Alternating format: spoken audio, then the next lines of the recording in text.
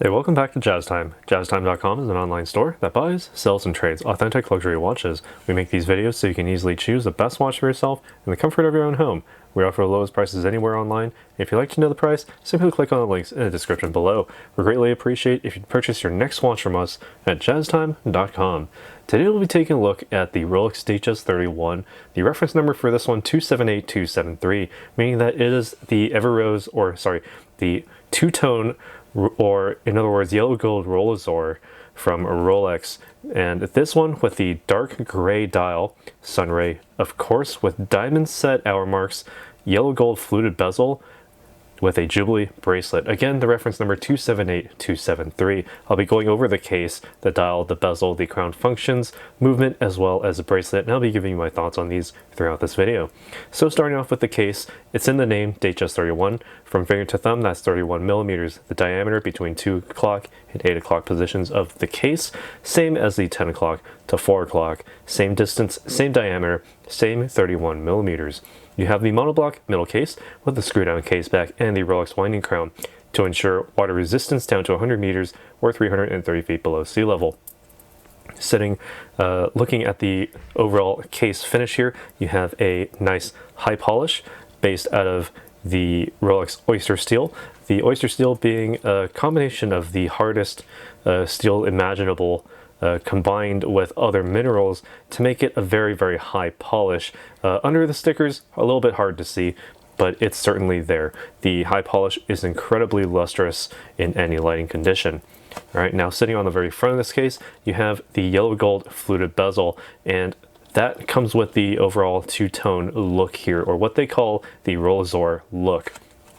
And this fluted bezel was originally made with the intention of screwing directly onto the front of the case to ensure the water resistance, but over time, well, technology and modern advances made that, well, not all that necessary anymore, so it's only kept there as a mark of distinction, because whenever you see this fluted bezel, you know it's a Rolex, and they always make fluted bezels in some sort of gold, and in this case, yellow gold.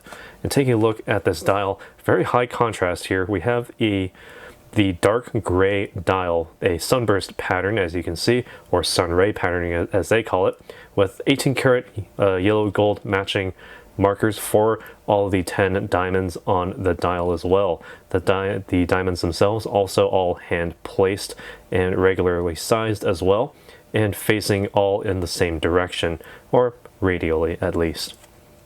The hands themselves also yellow gold, matching the settings for the diamonds as well as the bezel. All of this made so that it does not tarnish over time. Same with the Rolex crown at the 12 o'clock position, and also the date aperture at the 3 o'clock position, small on the dial, nice and large under the Cyclops lens, which is part of the sapphire crystal, nice on the very front of this watch here, so that it maintains that sort of scratch proof, scratch resistant, and very much glare resistant as well effects on there. Now taking a look at the functions of this watch, rather simple. If you're at a dead stop, just simply unwind the crown at the 3 o'clock position. This allows you to manually wind the watch at the first position. So if you're at a dead stop, about 20 to 30 full winds will get you to the full power reserve. Rather simple there.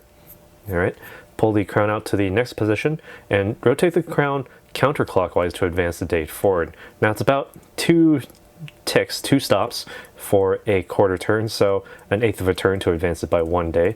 And if you find yourself on, say, an irregularly numbered month, say April 30th, and tomorrow is the 1st of May, well, just simply move it over once, wait for the hour hand to roll past midnight, or vice versa, and you'll be on the 1st of May when it comes around.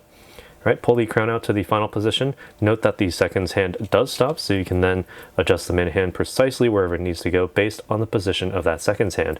Now, considering that this is a diamond dial, there's no minute track to, really tell you exactly where that minute hand is, or where the minute hand should be.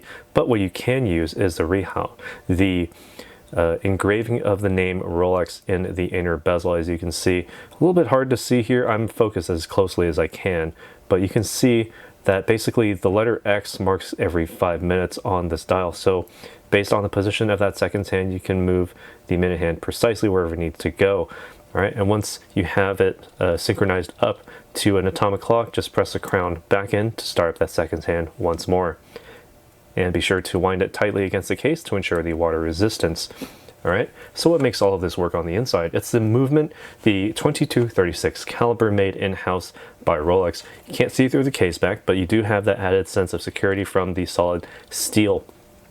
All right, it has the precision of plus or minus 2 seconds per day time differential, meaning that you do have the superlative chronometer certification as shown directly on this dial and every other Rolex dial in existence, so that you have that superior timekeeping ability.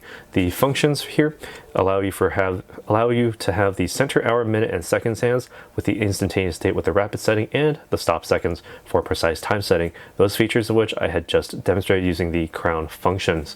The oscillator on the inside is a Siloxy hairspring in silicon and also comes with high performance Paraflex shock absorbers. So what does that mean? You can get relatively close to magnets and circuitry and the like. You can take a few bumps here and there as well, and you'll be keeping track of time just fine. No need to worry about the timekeeping ability of this watch. The winding also has a perpetual rotor center mounted right on top of the movement when you open up the case back. So basically what that is the perpetual rotor just winds around and around using the natural movement of your wrist while the watch is on your wrist in order to wind the mainspring barrel. The mainspring barrel then charges the power reserve, which is approximately 55 hours maximum for this Datejust 31, meaning that basically you can pick this up, or rather fully wound, you can set it down Friday evening, you can pick it back up very, very early Monday morning ready to conduct business, and there's no need to wind the watch. You'll have it ready in just over 2 days, about 2.5 days-ish. All right. So basically, taking a look at the framing of this watch while I'm zoomed out here, you do have the Jubilee bracelet, and the Jubilee bracelet here is 5 piece links across, with the 3 middle links being a high polish yellow gold, while the outer 2 links are stainless steel and satin brushed finished. They're also high polished on their sides as well. All right, and also the semicircular links are incredibly beautiful and comfortable on top, and even better underneath. It feels excellent on the wrist. Certainly try one on when you get the chance. Going down to the clasp here, only on the Datejust 31s and 28s. When it comes to the newer models, you have the concealed folding crown clasp. All right, so in order to open up one of these, it's a very seamless look. So it basically hides the clasp here. So to open it up, just simply lift the top of the crown to unhook it, and there you go. You have the Rolex stamp logo on the inside, as well as a full steel construction, well, minus the yellow gold portions here, right? Going down the very center of the entire assembly. While I'm here, I can actually try it on and give you my thoughts as to how it wears on my wrist. 7 inches in circumference, or 18 centimeters. And all right, so Datejust 31, very, very small for me. Well, a bit on the smaller side. This is as small as I would ever go personally for any personal watch, really. Plenty of framing from the 12 o'clock to 6 o'clock sides of the watch here, so that, you know, I can see the entire assembly of the watch here. The fluted bezel gives a very interesting characteristic, very signature of Rolex, and the super high contrast of sort of the loud sunburst of that that fluted bezel really contrasting a whole lot with the dark gray dial, even though it itself is also a sunburst or sunray type of finish. It gives it a lot of characteristic with the high contrast here, and with diamonds, very easy to read at any angle. As you can see, as long as you have light, the diamonds will reflect and refract light in every direction, so you can very easily read the time as well. All right, now taking a look at it down the wrist, a little tiny bit of space under the lug here, not that big of an issue, because the Jubilee bracelet has plenty of breathing room, because all of these links basically have zero tolerance, meaning that Rolex designed this bracelet so that it will never actually pinch your skin, it will never pull hair from your wrist. It feels very comfortable and it vents the wrist very nicely. For the Jubilee bracelet, incredibly comfortable, it's supple, it's soft, and it just feels like a cloud on your wrist. With a Datejust 31, feels incredibly light as well for its size and overall form factor. Slides very nicely under the suit cuff as well. Comfortable and looks good as well. Just overall very classy, and the sort of the overall kind of like black and gold look here gives it a very nice element of class and elegance overall. So good idea from Rolex there.